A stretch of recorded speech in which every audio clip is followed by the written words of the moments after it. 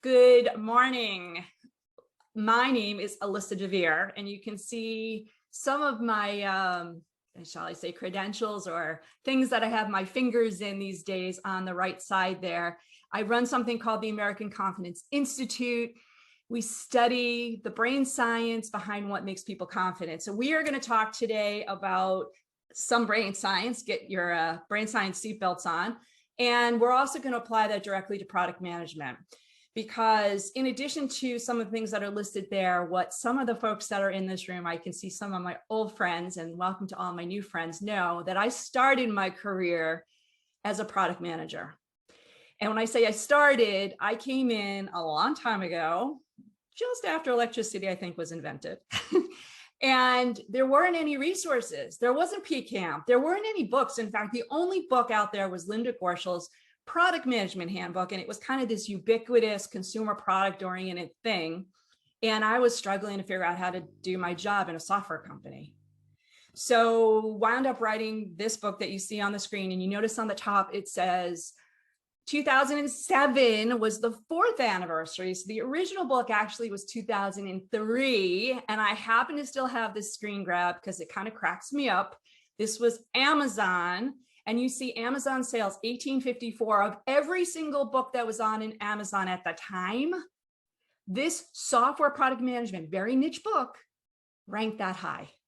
So you can tell there wasn't a whole lot out there book-wise, but needless to say, this was the only software book for product managers. And it was really kind of an exciting adventure. In fact, today I did something kind of goofy. I wanted to see how it was ranking today. And apparently, the older you get, you become an antique. Because it's now selling for $907.99. But don't buy it for lots of reasons, including there was never hardcover made. So I'm not sure how somebody did that. But needless to say, I've been doing this for a long time. And product management has been on its journey. My good friends at AIPMM, back in the day, you'll see the original certifications was 2004. I actually was I was the beta test for the certification and was in that first class. And even then, I can tell you what I was really stunned with is that we go to great extents, product managers, possibly more than just about any other kind of corporate job. We go to great extent to become competent, to learn how to do all the tasks and things we need to do. And we get certifications like AIPMM or pragmatic marketing and so on and so forth. We go to those places to really learn how to be competent. But the thing that stuck out for me then, and it still does to this very day, which is why we're here, is that there are certain product managers that just stand out. They stand out above and beyond. And I think we know in our heads that there's other people that maybe you've learned from or you work with, that they've got that certain thing, that certain aura. And that aura, that thing, that it factor is indeed confidence. Now, back in the day, we used to call this thing, if product manager, him or herself, was a product, we would be looking for that golden feature, that one thing that's really a differentiator, that is the attractor that makes people want to buy, engage with that particular product. And in a human sense, again, if we were products, that one golden feature, I do believe, is confidence. So needless to say, when we start digging into confidence as a concept, as a skill, it is something that allows us to make decisions, better decisions. When we are in a confident place in our heads, we can decide better. We can actually process and focus better. We can have more persistence, we have more grit, and allows us to achieve more. And the real key here, as we're going to be talking about today in product management land, is it gives us more impact. It gives us that influence naturally, because we know as product managers, we have to do a lot of that. We don't have people necessarily reporting to us as product managers, but we still have to influence them. So with this golden feature, of course, I'm going to tell you that maybe even more so today, as we start hoping to see COVID as a thing of our past, but in all aspects of our lives, all the time. It is the most valuable asset. It is something that we have learned, particularly during COVID, that it may even be more valuable than money itself, because you can't buy confidence. In fact, if you think about it this way, I kind of get a little humored by this too. I think everybody wants more confidence. They don't always admit it, but they will one-on-one with me tell me they want it. It is a unique thing. It stands out. It's something that we can identify. In fact, things in our brains, mirror neurons, are so attracted to it that in a crowded room, if we get back to do that soon, you can spot confidence. It's that unique, it stands out. And it's obviously hard to obtain. So yeah, it's an asset. It's an asset. Duncan, yes, we can buy alcohol. I will give you, that's called liquid confidence. Needless to say, because it's so valuable, and I'm not talking about the liquid type, I'm talking about the actual confidence type, there are villains all around us. There are villains. And think about a villain. A villain is somebody who wants to steal stuff, right? So if there's an asset to be taken, there's going to be a villain. And we have a couple of them in this context. There are situations that steal confidence. Giving a presentation, amazingly, is scarier for about 75% of the population than dying. Statistically speaking, that has been measured many times. So if you're a little bit unnerved doing a presentation like this or otherwise, you're in the majority. Going on an interview, terrifying. Dealing with certain situations in your life. Maybe it is, having to confront somebody. Maybe it's being in a job transition, as I know some of you may be. A situation can really rob your confidence.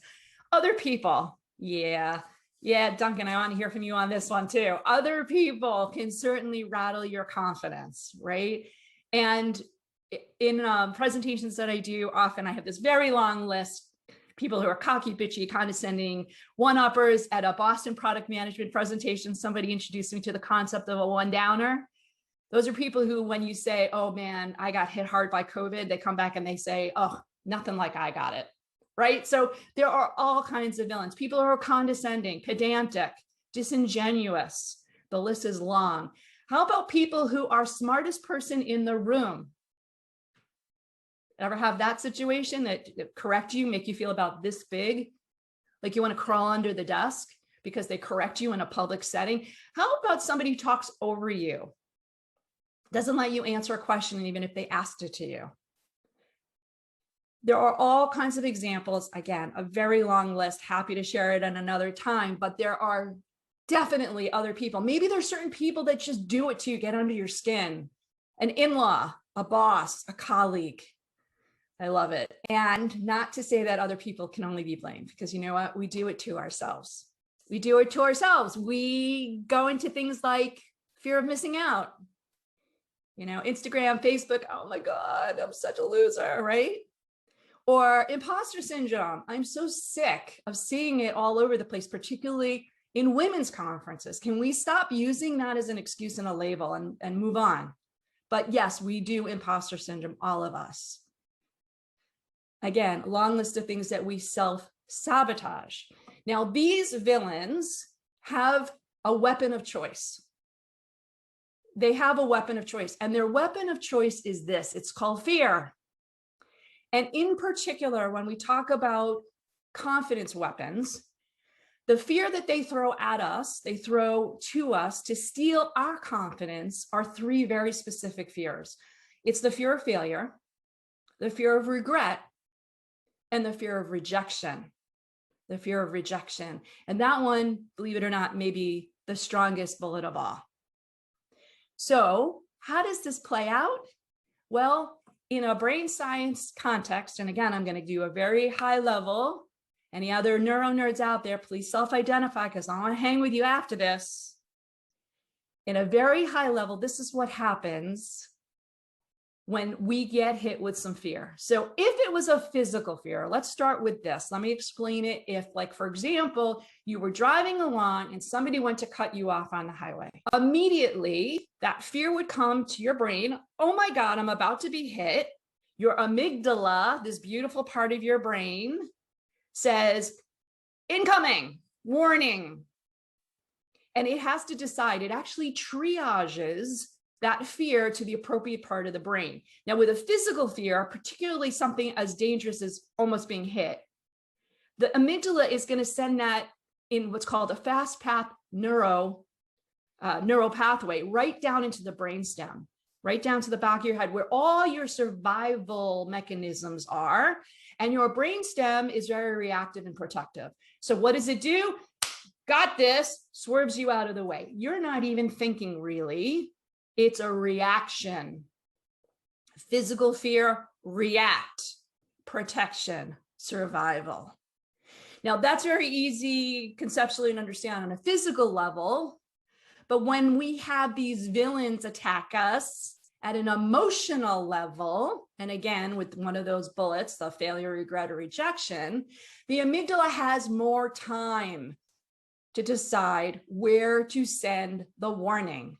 And yes, it can send it downstairs into the brainstem, where we get protective, reactive, survival mode. In that situation, what the brainstem causes us to do behaviorally is we act irrational, perhaps.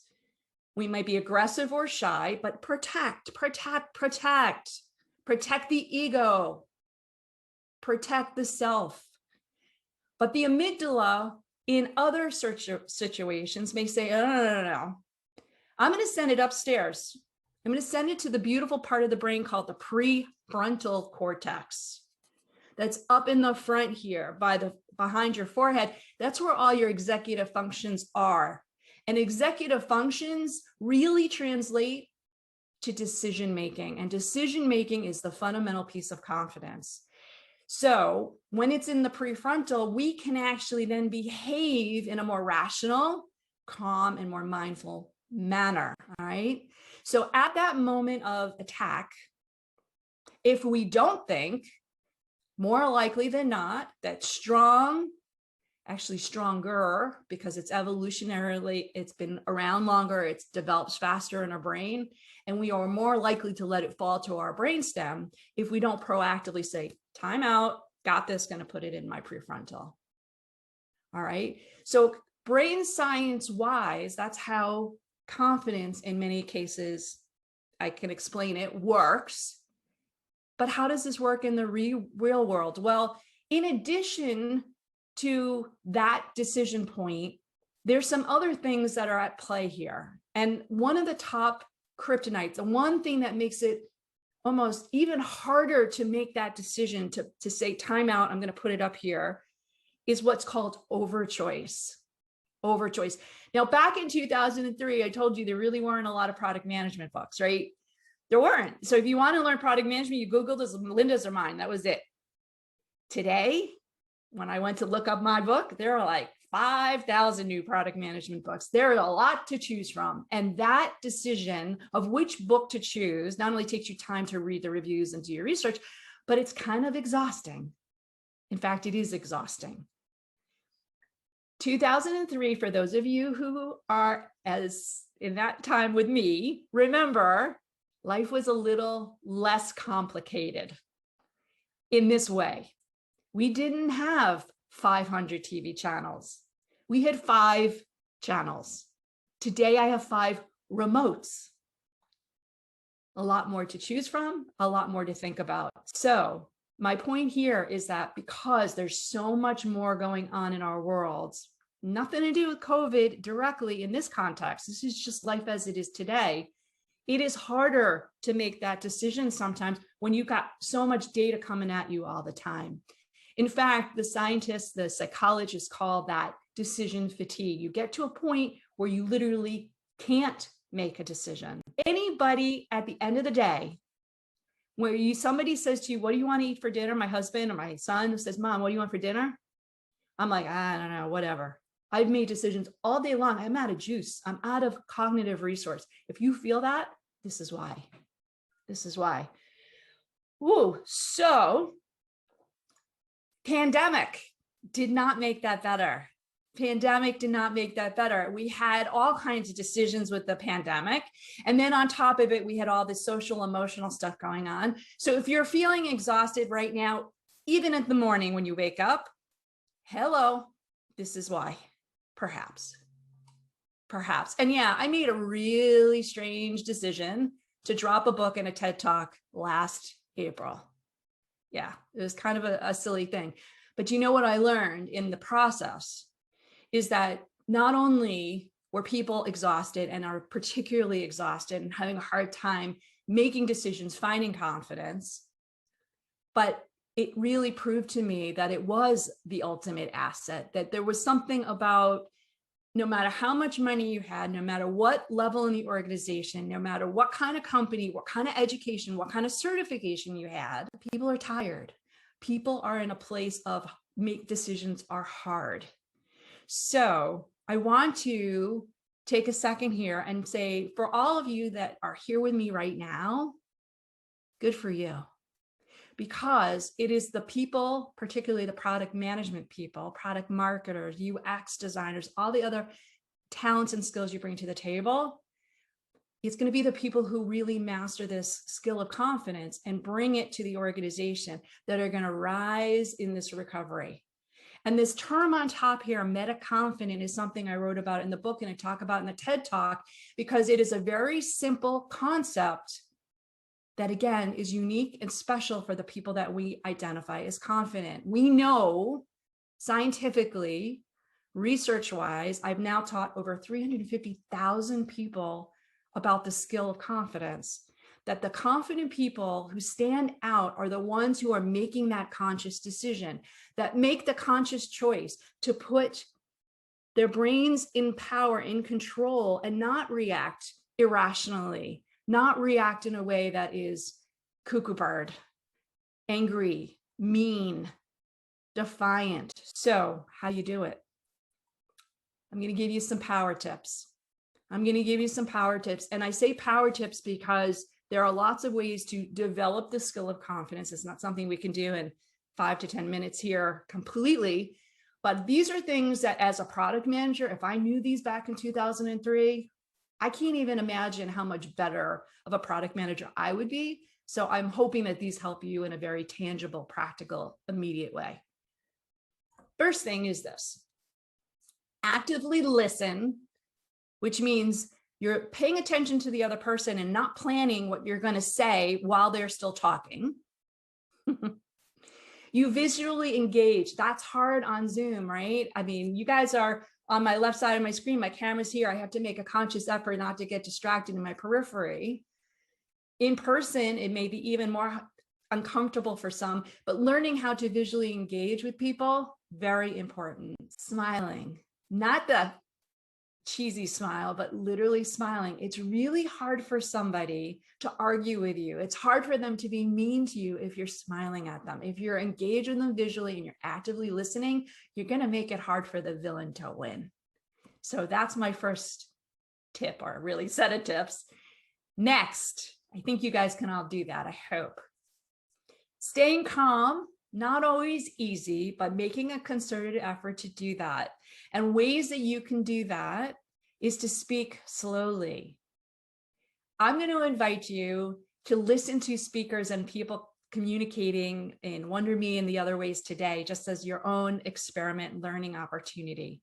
Because when I speak really fast like this, it doesn't really sound very confident. It sounds energetic, but it doesn't sound confident. It's when I slow down and give my brain and my mouth time to sync, where I don't say ums, ahs, you likes, you knows a lot, where I allow myself to process what the other person's saying or what I'm going to say. That's where the confidence shows. And when people tell you to take a deep breath, to get yourself to calm down, to hijack the amygdala, the reason being is that when you think about breathing and you do it consciously, as opposed to autonomically, which is what we do all day long, we give that prefrontal control, because breath is usually something that the brain stem manages. So breath does help. But when you take that breath, remind yourself, speak slowly. This is magical. They're all magical, but this one in particular, practice this today, practice it every day. When somebody gives you feedback, when somebody makes a comment, we often jump to yes, but, okay, but. That's a nice idea, but now that but translates in somebody's amygdala as you don't like them. You don't like their idea, and they're going to go right into brainstem. They're going to go right downstairs and become perhaps aggressive or shy. And is a better substitute. That's a good point. And I'd like to add blah, blah, blah. So hard to do, but if you start to practice, it becomes a habit, like all of these things. Next tip, big one. When you're in a conversation and somebody's saying something to you, or somebody submits a requirement, or somebody, again, gives you some feedback on something, acknowledging that you heard them is different than agreeing with what they said. And I would encourage you to not only make a practice of acknowledging, I heard you, I appreciate your input. It doesn't mean you have to say, I agree, or even do this. Giving somebody acknowledgement, giving them the sense that you've heard them, keeps their amygdala calm, all right? But it also puts you in a place of your own control. These are easy, you can do these. Compliment somebody, especially somebody who is a notoriously hard ass. I know this is being recorded. You know, my last book was Kick-Ass Competence. Get over the word, anyone out there who's having a problem. Because when you compliment somebody compliment me now, that was a hint, hint. Compliment, you also settle their amygdala. You get them in a place where they're like, whoa, I belong, I fit in, I am liked. You de-arm that bullet. So compliment that tough cookie in the corner, the one that you walk in who has that pucker face. Compliment them in a genuine way. It's nice to see you. I really like that color on you. That's a really interesting perspective that you just brought. I liked how you participated in that meeting. That was really excellent. A simple compliment disarms somebody who's trying to be a villain. And last but not least on my list, thank people. Now, lots of talk about gratitude all over the universe, right? Be gracious for everything in the planet. I'm not going to get into that. Brain science and otherwise, very similar issue as breathe. Thankfulness puts you up here. That's all good. But when you go out of your way to thank somebody, again, it's another way of acknowledging them. It's another way of letting them know that they are being heard. And we all want to be heard. In fact, my power tip of all, TED Talk book and everything I talk about is this, because this is the mission that I'm on. I'm hoping you're going to join, because when you want to get more confidence for yourself, the best, easiest, absolute greatest ROI is to give it away to somebody else first. Because not only do you then fuel your own superpower, you're giving it to somebody who can then pay it forward. That's awesome. And all those tips go back to not just the brain science of getting somebody's amygdala calm enough so that they can think up here, so that you can stay up here, but the simple concept of letting somebody else know that they actually do matter, that their feedback, their involvement, they're part of the process, they're part of the agile process, part of whatever thing that you're doing, that they actually matter. And these days, when we're on this wonderful remote lifestyle, do it even more. Do it even more.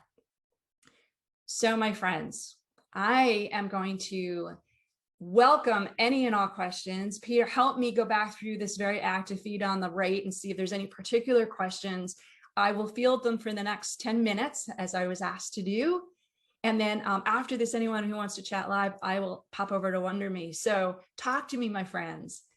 Let's see. I haven't seen any questions that have been built up. So a couple of people asked about your book. Yay. And just, let people come off of mute and ask you questions, I guess. Yeah, that would be awesome. I'm going to read Ian's here. Better to say thank you for your question. Telling them that their question is good makes other things. Yes, Ian, I'm all over that. I'm all over that. I don't think we should ever say there's a bad question. And when you say that's a really good question, you're right. Other people may think that theirs are bad. So I appreciate your question. That's a better way of saying it. I appreciate you asking. Thank you for bringing that to my attention. That's all good. What is the best approach to tackling imposter syndrome? Damien, listen, my friend, I could talk about that for literally an hour because you heard I have a little bit of a pet peeve. I think imposter syndrome, unfortunately, is I won't say overrated. That's probably not the right way of putting it.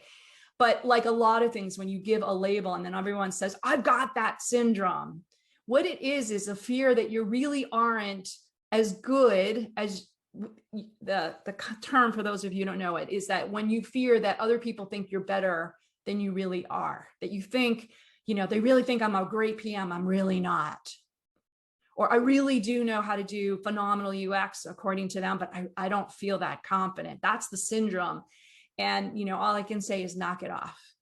Because what that is your own fear of failure, call it that, or in reality, again, it's really a form of rejection. You're worried that you're not as good as the persona that you're putting out there. So equalize that, figure out where the delta is, do something about it, make a confident decision to go ask people what their perception is, because 9 out of 10 times, it really is the same perception of what you're putting out there. You're just not seeing it.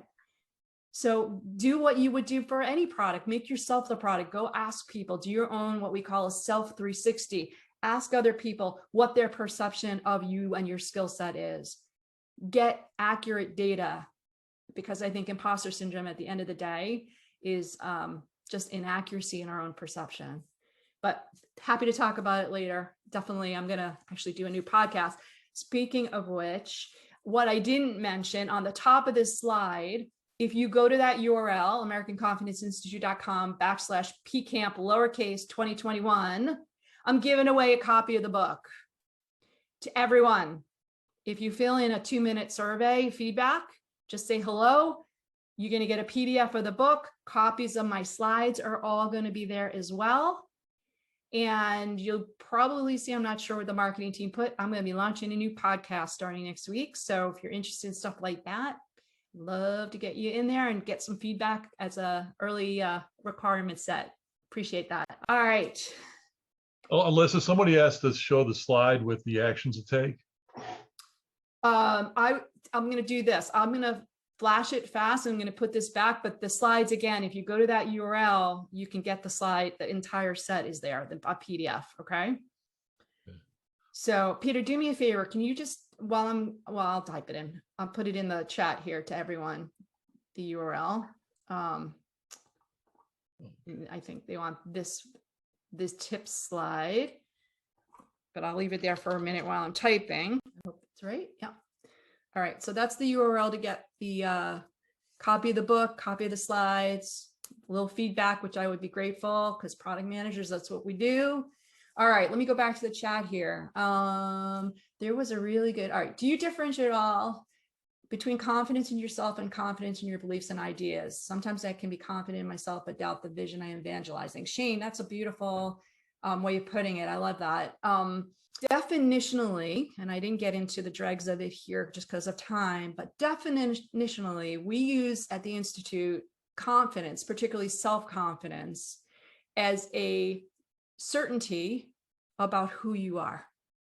So your values, your wants, and your needs, to really, kind of have certainty enough about those things gives you confidence. And again, we tie it to the brain science and why it works in our brain and all that.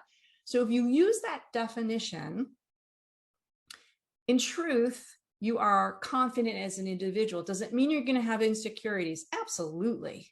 I have a lot of insecurities about a lot of things, including my typing ability. I stink at it, but doesn't dent the fact that I know who I am and who I want to be, what I value, what I need, what I want. So that confidence, that aura, that magnetism, that ability to take and be very mindful about things that challenge my confidence and say, yeah, I'm not a good typist, so I'm going to take a little bit more time when I put that chat in. I can manage my confidence because I have that stability, if you will. Now, situationally, are there going to be times where I'll freak out? And I'm using myself as an example, but anyone would freak out, of course. Of course, it's not something that's continuous consistently all the time, But again, there are techniques and there's also that strength, that training that we do to make that skill really strong so that when you do fall off the tracks, you can get on that much faster. And there's a ton of parallels when I reference Kick-Ass Confidence, which was the book before the Confidence is a Choice one that I'm giving everyone. That one was written really as we were starting to explore professional athletes, professional military, and other folks that really do train cognitively so that they have that focus and ability. And that if there is a distraction, whatever it is, they have a bad day, they have, you know, somebody come and really do a number on them, whatever it might be, that they can get back quickly. So that's the foundation, which is all built on. And I know I didn't answer all the, let's see, doubt the vision I am evangelizing. I think that's part of it. When you don't know who you want to be, the person, not the career, when you really say, this is the kind of person I want, everything locks down. So talk to me and wonder me or chat me up another time, and I'll share one of our tools with you that really helps you get that alignment. So I'll be happy to do that. All right, Peter, how are we doing on time? We got 3 more minutes. Love that. Duncan, I love some of this improv stuff. That's great. I think I'm hoping you would agree that to be comfortable doing improv, part of it is letting go some of that, you know, people aren't going to like me. You know, one thing I didn't say in here, but I start my TED talk with is that we don't, as a human race, get to be our confident best until we're 60. The reason it happens so late in life is you finally start to recognize, this is who I am. It's too late to change. I don't want to change. I'm too tired to change. And you know what? Heck with it. This is the way it's going to be. When we surveyed 150, I think it was 150 people who answered that they finally reached the peak at 60, was consistent. It wasn't even like any outliers. It was like, I don't care anymore. This is who I am. So interestingly, I think when you learn to improv, part of it is you are training your brain to be like, I'm going to do this. I'm going to have fun with it. This is who I am. This is what I feel like doing. And it's a little bit of that authenticity that shines through maybe even before you're 60.